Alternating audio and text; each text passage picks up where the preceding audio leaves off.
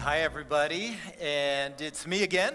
I'm going to be sharing with you today, be giving the talk, and over the next few weeks, actually, throughout September, I'll be with you. So I've got the next 3 weeks, and then I'll take a break, and then I got the 5th week in September, and then Justin is back. And we're looking forward to him coming back. For those that don't know, our lead pastor is on sabbatical, and so he returns in October. And so until then, you've got me for the last remainder bit, and I'm excited to be with you as we continue on this conversation. We've been looking at the Hall of Faith, and over the past month, we've been going through character studies. And most of those who have been sharing and teaching over the past 4 weeks have been focusing on Hebrews 11. And that makes sense because if you're familiar with your Bibles, Hebrews 11 is a popular chapter where it highlights characters in the Old Testament that had great faith of some kind, and they're talked about as something that is to be admired and to look at their faith. And so we've been doing these deep dives in these characters, and I'm going to be talking about David, but we're going to do a bunch of setup before we get into David. So we're going to look at a bunch of things before we get into David. And one of the things that stands out to me is that as we've all been looking at these character studies over the past few weeks, we've been kind of working through Hebrews 11. And the point of this conversation that we're having, this series that we're having, is to look at all types of characters and their walk with God and what we can learn from. And so you'll find out next week I'm going to talk about Esther, and the following week I'm going to talk about Ruth, neither of whom are mentioned in this Hebrews 11.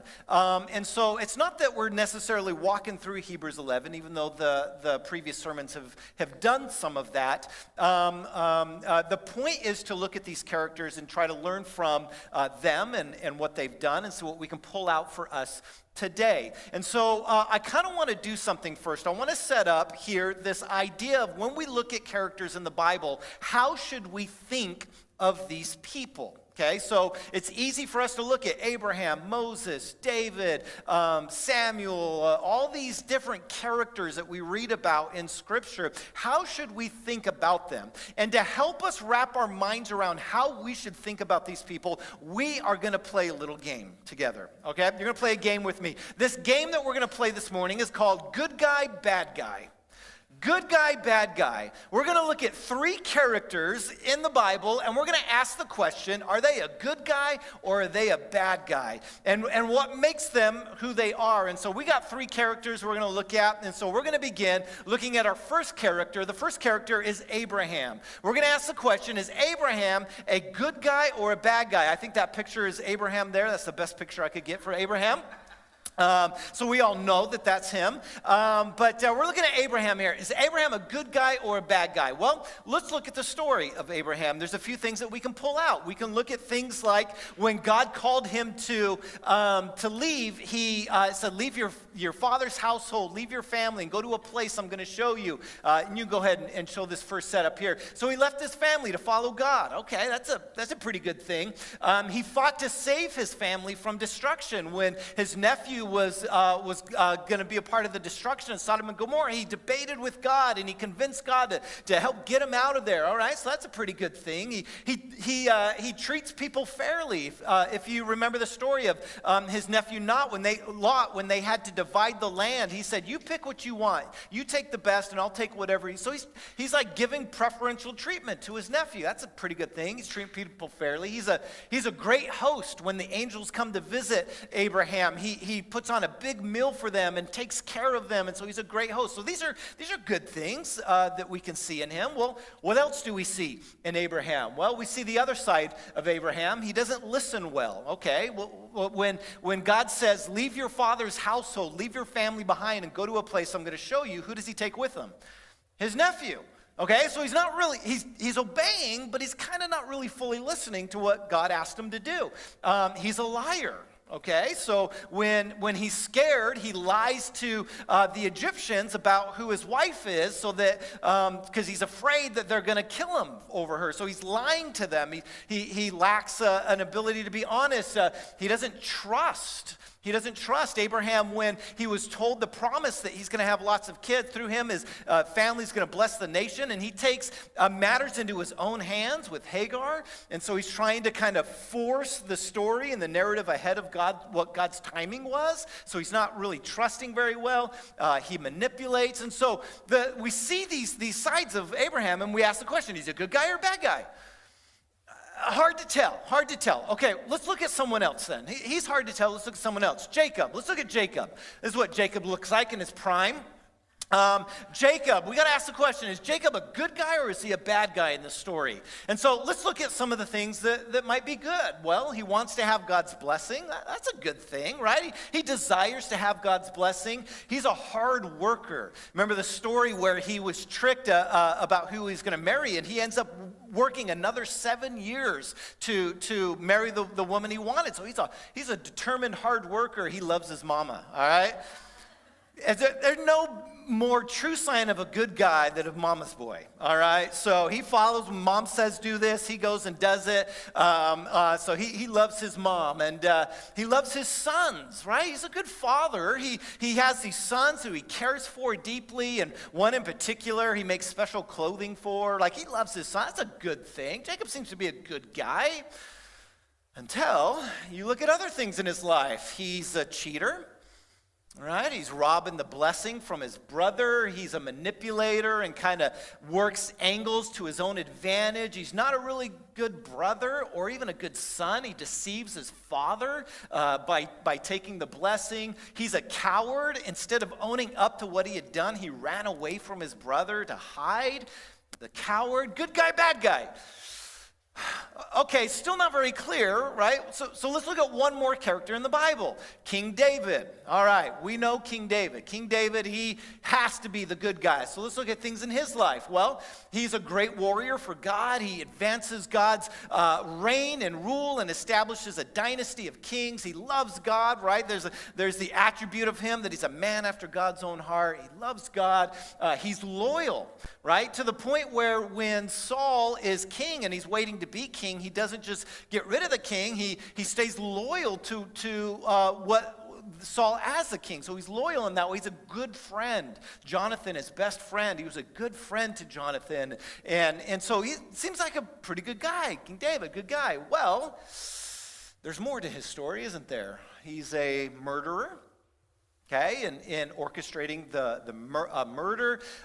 He's lazy. There's a story of when the kings go off to war, David stayed behind in his palace. All right, he's supposed to be going off and doing king things, but he's kind of being a little lazy in that story. He's adulterous. He's a manipulator. So even with King David, good guy, bad guy. And that's the point, okay? That's the point of all of these characters. We look at and we want to go, good guy, we should model, and then we read their lives and go, oh, actually, kind of a bad guy too. It's unclear, good guy, bad guy. You see, the point is that it's complicated. The point is that life is complicated. Humans are complicated. God knows this, and he's okay with it. Because the story of the Bible is about a God who's advancing his story and chooses to use complicated humans along the way. Good guy, bad guy. That's not the point. The point is that God is stepping in to use people, despite where they're at, for his purpose and his kingdom. Let's look at this a little bit further, but I want to highlight for you Hebrews 11. So when we think of Hebrews 11 and this like outpouring of names of their faith, this is like my Bible commentary of what Hebrews 11 is about. God's faithfulness, not the perfection of heroes. It showcases, this entire chapter showcases how he used flawed, ordinary people to carry out his redemptive plan. This chapter, Hebrews 11, reminds us that faith is about trusting in God's power rather than relying on human perfection, as he accomplishes his purpose through imperfect individuals. Okay, so that's a lot, right? That's in your notes, if you grabbed your notes in there, so you'll have that to reflect on. This is what Hebrews 11 is about. Hebrews 11 isn't about showcasing all these great people. It's actually about showcasing how great God is in his faithfulness in light of all the full scope of the narrative of these people. God's faithful over and over and over again to step into history to work out his redemptive plan, his rescue of this broken world. What do I mean by that? I want to give you an illustration here. We're going to talk about the Bible from like a 30,000 foot view. I've used this illustration in the past when I've given a teaching here about the Bible. It's an illustration that I made to help. It's not the best Bible overview illustration in history, right? There's probably better than this. But this is my version of, if you were to say, what is the Bible about? It's this. There's a QR code up on the screen. It's also in your notes. You can scan this and it'll actually give you a PDF readout for your own purposes that you can hold on to and do whatever you want with. But this is a basic overview of the Bible. You can divide the Bible into 3 different acts, right? Think of a play, 3 different acts. And within each act, there are 3 basic scenes at play. And so when you're thinking about the Bible as a whole, Act 1 is all about the beginning, when God created everything and it was good and it was perfect. And then not too long after that, right? It fails in that the humans failed to actually work in relationship with God in that good reality. So you have the fall. Then the fall goes from chapter 3 all the way through chapter 11 of Genesis, where you get this downward spiral of humanity getting worse and worse and worse and worse. It's story after story. There's one moment where God tries to hit the reset button with Noah, but then right after Noah, it goes right back down into that spiral path that it's on. And it goes all the way up to the point where you have the promise. So you go the beginning, the fall, the promise, where God steps back in with Abraham and he says, I'm going to make a promise with you that we're going to work together. Your family is going to be the family by which I bless the rest of the earth. Your family is the family I'm going to bless the rest of the earth, and we're going to do this together, right? And so you have the promise. So that's Act 1, this grand arc that's happening here, moving from the beginning good, the fall, the promise, but then you move into the next step where you have the law, the rule, and the loss. And this is all about this idea where the people, as this family, as they grow and they step into the reality through the rescue out of Egypt, into their place that God wants them to be, they are given a law, an ability to understand, how do we be the people of God on God's earth? If you've called us, how do we do that? And so the law comes into play. And then you have the rule, where that moves into a dynasty of kings that are helping the people know how to actually, their job is to help people live this thing out, right? To help bring oversight to being the people that God desires. Does that work out well? No. Again, we have another fall-like scenario where we have an exile. And so then you have the loss of the promised land, the loss of the temple. This is a great loss in the story of Israel. And even though they have a return back, they are a shadow of what they were at the height of the rule and the dynasty. They do return, but they're a shadow. And they're awaiting someone to become a priestly king that will come and lead them out of this state that they find themselves in of oppression and being ruled over by the Assyrians, the Babylonians, and then the Greeks, and then then Rome. And so you have all of this stuff, and they're waiting for a priestly king to come and bring deliverance and establish them back into their place that God had promised way back with Abraham. And this is where we move into, we have the image.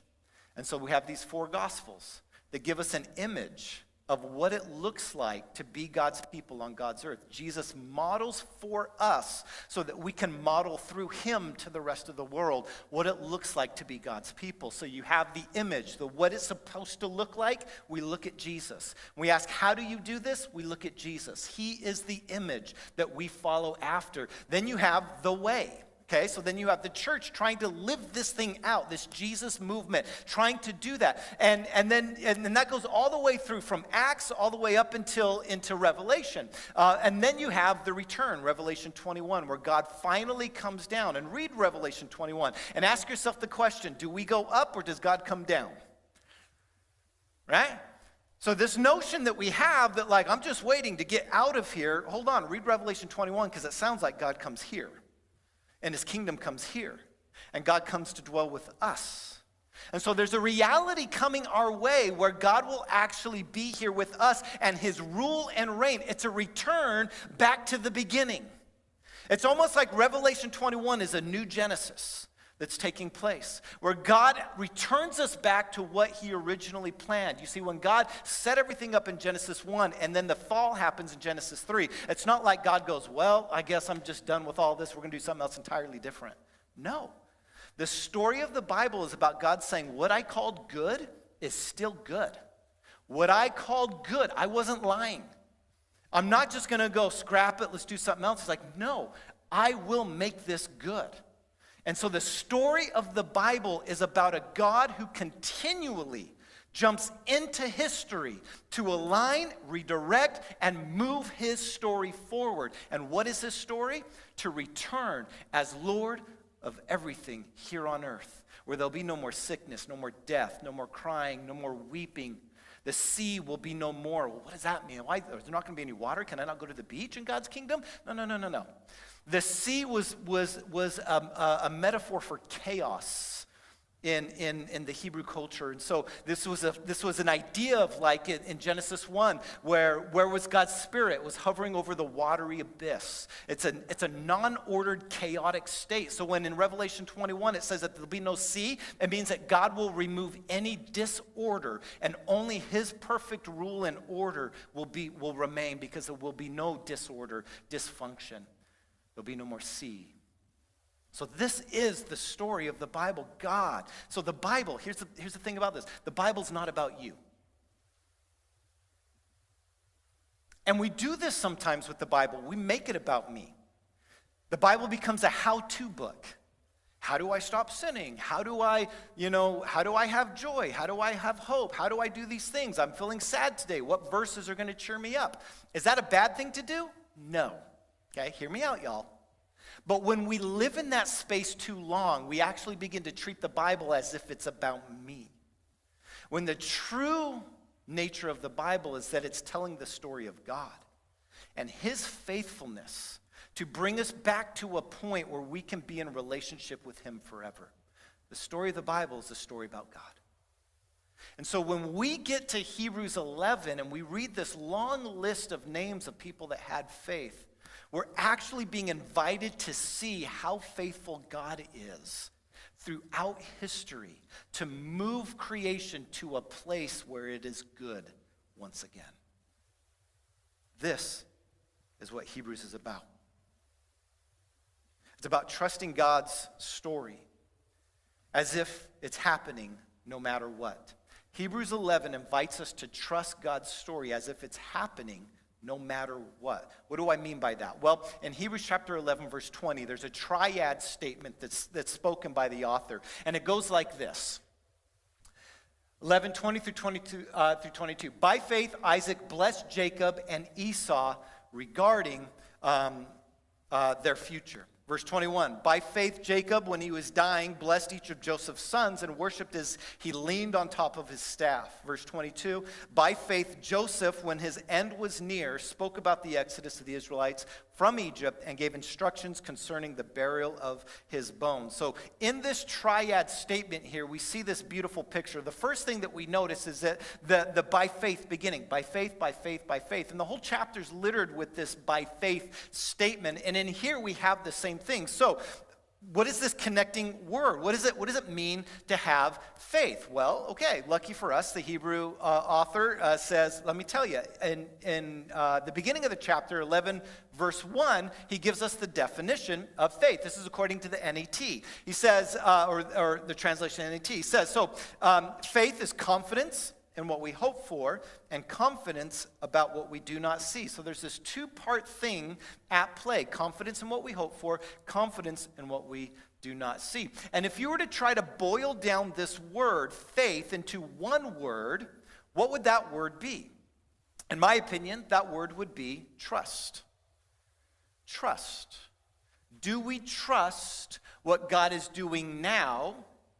What God's work is happening now, and do I trust that he will continue to do so in the future? So as we look back at that 3-verse triad that we see here, all of these are about a faith, a trust in now, but also a trust in the future. He blessed his sons. Why does he bless his sons? Because he believes that God's continuing the story even though he's about to die.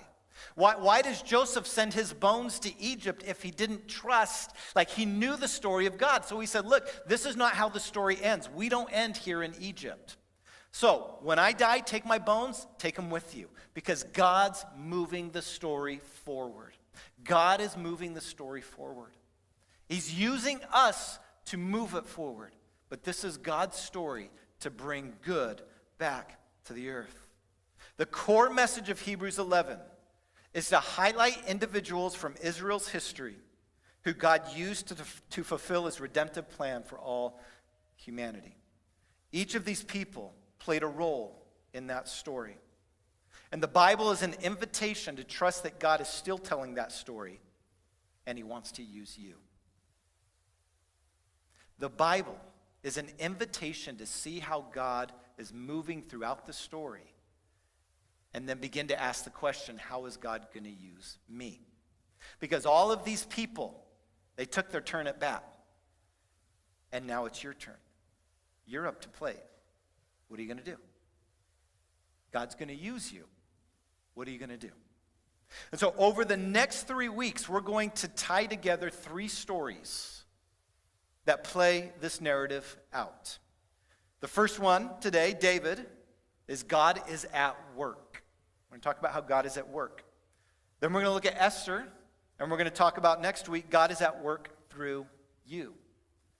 And then we're going to look at Ruth, and we're going to wrestle with the reality that God is at work through you in the details.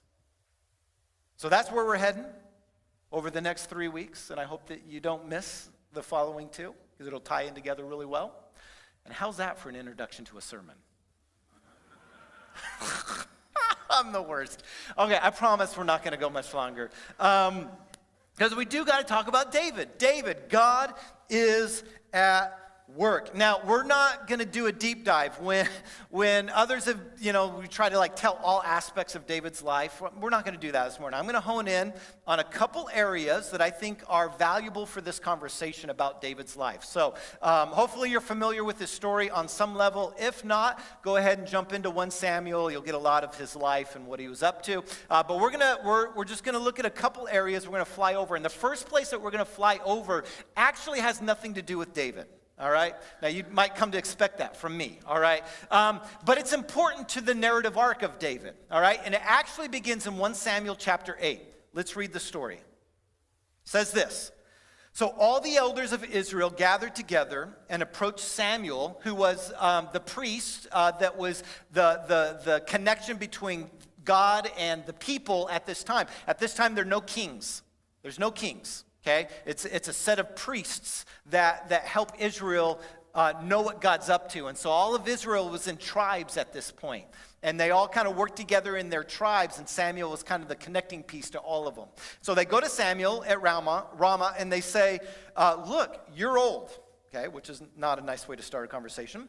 And your sons don't follow your ways. So now appoint over us a king to lead us, just like all the other nations have. So the reality is that in the priestly responsibilities, it was handed down generationally. So Samuel had kids; they were expected to be the next in line to be the priests, and they would have led. But they're recognizing, Samuel, your priests don't serve God, so we need something else. We need a king. And we need a king just like everyone else that we're looking around us. They all have kings. Why don't we have a king? We should have a king. They have them. But this request displeased Samuel. For they said, 'Give us a king to lead us.' So Samuel prayed to the Lord, and the Lord said to Samuel, 'Do everything the people requested of you. For it is not you that they have rejected, but it is me that they have rejected as their king.'" Interesting. What immediately this tells us is that this whole dynasty of kings was not a part of what God wanted. This isn't what God wanted. They didn't reject you, Samuel. They rejected me as their king. God was going to lead them, walk alongside them through this priestly responsibility, and they rejected God as their king. So it's interesting that when we reflect on this concept and this idea, we immediately get into Saul and the choosing of Saul to be king, who was the next guy in line. They chose Saul. Saul didn't work out very well. And God steps in at this point and chooses David. And a question we can ask ourselves is, how often does God wait before he gets involved in our decisions? How long does God wait before he chooses to get involved in our decisions? Okay, so they chose Saul. God just said, "All right, here you go." And God was involved throughout Saul's story in different moments. So it wasn't like God just stepped out of the scene completely and said, "All right, enough of you guys," right? He was still doing things, but they chose Saul. And until Saul messed up and got to a point where he wasn't going to be used by God, God steps in and says, "Now I'll choose the king," and he chooses David. Okay? So how long will God wait before he steps in to help us? Now, we can think of this in a negative, and oftentimes we do. Like, oh man, sometimes God goes, "I'm going to let you make your mistakes, and then I'm going to come in and, rebuke and love and bring you and restore you and show you, see how that didn't work out because of what you did?" It could be a negative, but what if it's a positive? What if God actually wants us to make decisions? What if God actually wants us to take initiative in what's happening around us? And God's desire is to simply partner with us. I talk to students quite often who are moving out of high school, and the questions that get asked a lot, or the things that they're wrestling with a lot, is like, what am I going to do with the rest of my life? And there are times where that question revolves around, like, what does God want me to do with the rest of my life, right? And it's a noble question, but I think the question's flawed. Because here's the thing. God gave us desire. He gave us interest. He gave us talents. He blessed us with things that he just wants us to use. My question isn't like, what does God want you to do? I think God's okay with whatever you decide to do with your life as a career and as a future, right? What we're talking about here. God just wants to be invited into the process, right? Whatever you do, God just wants to be a part of it. His interest is advancing the story through whatever you're up to. And so go and just do what excites you, what makes you happy. Go do that, because God put that inside of you, and he then wants to use you through that. So what if it's actually a positive that God wants us to take initiative? So what I think is interesting here is that the real issue isn't that they wanted a king. That wasn't the issue. It was that they failed to recognize they already had one. See the difference? The issue here in 1 Samuel 8 isn't that they wanted a king. It's that they didn't have an ability to see that they already had one. And this is a fundamental flaw in most of us. When we ask for these things from God and we try to pursue God, we fail to see that he's already at work. He's already doing something. We just don't have eyes to see it. What is God up to? Because God is at work. He is always at work. He is moving constantly in and throughout this world with you, in spite of you, right? He's at work. The question isn't, is God doing something? He is doing something. That's the scope of the Bible. He's constantly moving forward. He's just looking for people to join him. When people come to me and they say, well, Joe, if God is so good and he's so righteous and all these things, then why are there this kind of pain and suffering in the world? Or why is there people starving and why are there parts in this world? And I say, yeah, that's a great question. It is a great question. And you know what? I bet you God's heart's broken too. Well, yeah, why doesn't he allow it to happen? I would argue he doesn't want it to happen. It's just that he's waiting for someone to lift their hand and say, I'll go. Because if we learn anything about the Bible, is that God always uses humans to work out his plan. Where do we see a story in the Bible where God, apart from another human being, steps into history and just makes it all happen and then steps out? Humans are always involved. So the question should be, God, if I see brokenness in the world, am I willing to step into that and bring your good? This is what the Bible's inviting us to listen to, because God is at work. And even in the story, before David even steps into the scene, he is at work in and through the world, bringing about David. So when David gets anointed as king, that's in 1 Samuel 16, when David gets anointed as king, so Saul's kind of fallen off the wagon, and so Samuel goes and finds that God says, hey, I got someone in waiting. We're gonna replace Saul. We're gonna bring in a new guy. And so they go to find him, and there's this little shepherd boy off tending sheep, and Samuel walks into the field, and he anoints him to be king. He basically is like inaugurating this David as king. But was he king yet? No.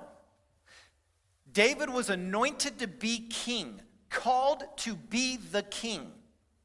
He doesn't actually become king for 15 more years. The whole time he knows he's supposed to be the king. 15 years goes by before he actually becomes king. Before he becomes king. And all the while, David was in the wings to become king. 15 years, he waited on God's timing and not his own. He waited on God's timing. He knew that God was at work, even though the evidence of such a thing was dim. David didn't rush out as a young boy and go, hey y'all, I've arrived. Samuel just anointed me. I'm still getting the oil out of my hair. Sorry about that. But I'm king now. I'm going to do my thing. God put me here. No, 15 years he waits, even though all the evidence of him being the king was pointing in the other direction. Why? Because Saul was trying to kill him the whole time, trying to get rid of him, trying to oust. He didn't want anything to do with David.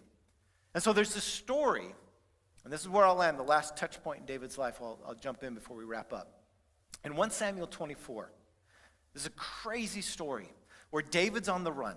Saul's been chasing him, trying to kill him, still waiting to be king, but he's trusting on God's timing.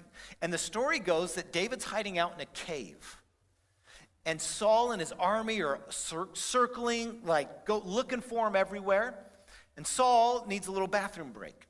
So he goes into the cave, in 1 Samuel 24, you can read it. He goes into the cave to use the restroom, right? And he has no idea that David's in the cave already. And so he's off, hiding behind the rock. Here comes Saul, and all the men are like, here's your chance, David. Now's your chance. Let's just get rid of him. You'll become king, and we'll start this whole thing. And David sits there, and he creeps up behind him, and got his robe there, and he cuts off the corner of the robe, and he takes it back. And in this story, we see David had an opportunity to take his future in his own hands. But he chose not. He said, far be it from me. In fact, he felt conviction, it says, by even cutting off the corner of the robe. He felt convicted that he even did that much. David waited for God to bring about his good, his way. God was at work, and David trusted that even though I don't see it now, right? What is faith? It's trusting in what I hope for what I hope for, which is that God will do what he said he was going to do and I'll become king, right? And I'm hoping for that now, but also I'm going to trust even though I don't see it. I don't see it. I'm going to trust that God is at work even if I can't see what he's doing. As we close out this morning, reflecting on this thought and idea of that God is always at work. God's at work, and the story of David shows us that God's at work. The fact that David exists as a king is because God is at work. He's doing something. Even when we don't see it, he's at work. And David chose to be a person that trusted in that. Trusted in that. I don't see it right now. I can't fathom how, I'm hiding in a cave. They're going to kill me. But no, God, I know you're at work. I don't need to kill Saul. I don't need to do that. God's at work. We'll get there. We'll get there. But it'll be in God's timing, not my own. So, I want to reflect on a few things. God is at work everywhere, all the time. God is at work everywhere, all the time. And he wants to partner with you through Jesus to bring his kingdom here on earth. Remember Jesus' prayer. Teach us how to pray. Our Father in heaven, hallowed be your name. Your kingdom come, your will be done on earth as it is in heaven. The launching pad for our prayers is a prayer that says, God, bring your rule, your reign, your kingdom here on earth.